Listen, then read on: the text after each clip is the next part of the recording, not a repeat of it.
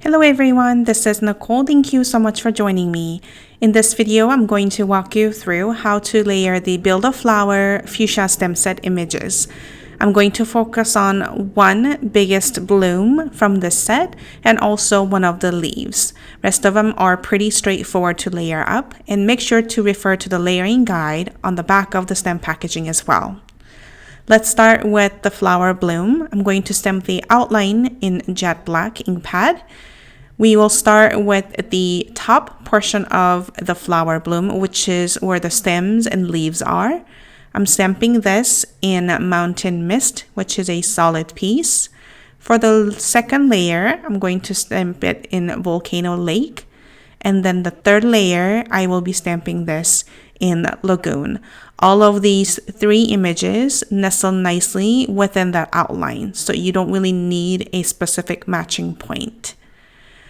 Now we're going to go ahead and stamp the bloom part, or the flower petal part per se.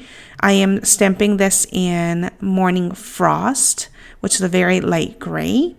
And then for the second layer, I am using Evening Gray, just to add a bit of shading on that layer.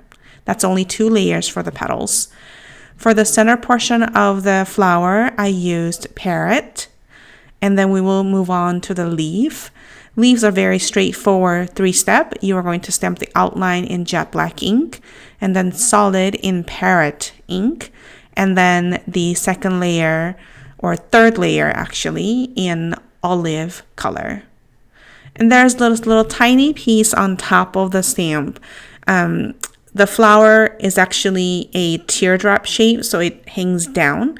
So we're going to add a bit of green on the top by adding the solid line in Parrot and then a partial line in Olive. So they're just 2 tiny stamps that you can stamp on top of it.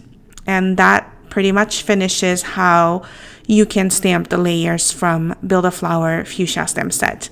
I hope this was helpful. If you have any questions, let us know by emailing us at support@altenew.com. Thank you so much for watching.